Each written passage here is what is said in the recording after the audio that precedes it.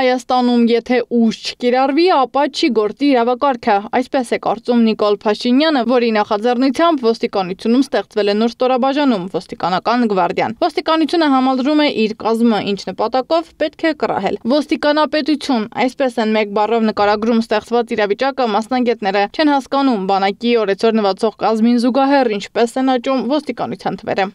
Մեր կանխավարկածն այն է, որ Հայաստանի Հանրապետությունում ուժ կամ չպետք է կիրառվի, կամ դա պետք է տեղի ունենա չափազանց հազվադեպ։ Բայց հավատացեք, եթե չլինի ոստիկանության գվարդիա եւ առհասարակ ուժային կառույցներ, որն ի վիճակի է անհրաժեշտության դեպքում նաեւ ուժ կիրառել, այդ դեպքում երկրում իրավակարգ պարզապես հնարավոր չէ։ Օրենքով ոստիկանական գվարդիայի առաքելությունն է պաշտպանել մարդու իրավունքներն ու ազատությունը, ապահովել հասարակական անվտանգությունը, բայց գվարդիայի առաջին հրապարակային գործողությունը եղավ Հովանավանքի Կիրակնորյա պատարագին մասնակցելը։ Գվարդիան որպես այդպիսի ոչինչ չի փոխելու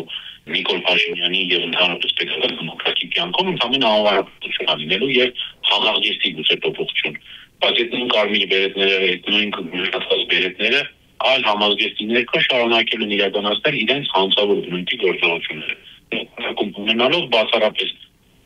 երկարաձգել Նիկոլ Փաշինյանի իշխանությունը։ Ըստ փաստաբանի Հայաստանում իրավական համակարգն այլևս չի ծառայում իր նպատակին։ Ոստիկանությունը, քննչական մարմինները, դատախազությունը բոլորը կորցրել են իրենց սկզբնական առաքելությունը։ Հայաստանի Հանրապետությունում տարիներ շարունակ գործում է իրավական տեսվետելը,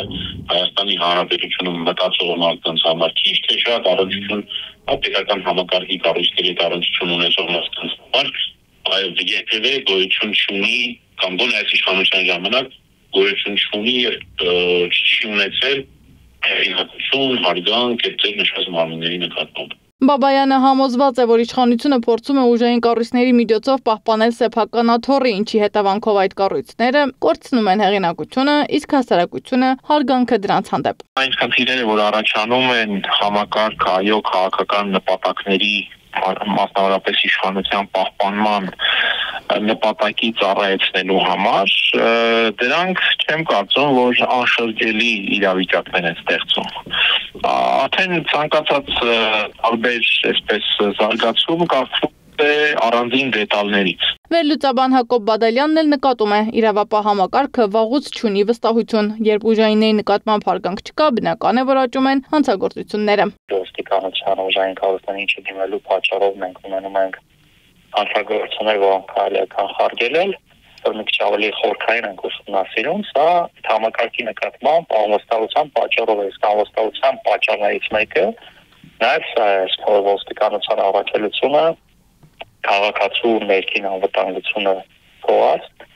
դարձել են իշխանությանը ծառայել են։ Մեսրոպ Առաքելյանն էլ ասում է, այսօր քրեական գործ հարուցելը դարձել է ամենօրյա պրակտիկա։ Դա երբեմն այնքան հեշտ է, որքան մեկ բաժակ ջուր խմելը։ Վերջին աղմկահարույց դեպքը կաթողիկոսի եղբոր եւ նրա որդու ձերբակալությունն էլ դրա վկայությունն է։ Հասարակությունը ամբողջ համակարգի նկատմամբ բավականին բացասական է տրամադրված, սա նաև շատ վտանգավոր է, որովհետև ուժային կառույցները այն առաջին հերթին ոստիկանությունը պետք է լինի հասարակության քաղաքացու կողքին։ Այդուամենայնիվ զրուցակիցներս նկատում են հասարակության եւ ուժայինների միջև վստահության ճեղքվածքը արդեն համակարգային է, սակայն նրանք դեռ տեսնում են ելք, մեկ պայմանով։ Եթե գա իշխանություն, որը կունենա քաղաքական կամք, վերականգնելու ուժային կառույցների անկախությունն ու արժանապատվությունը։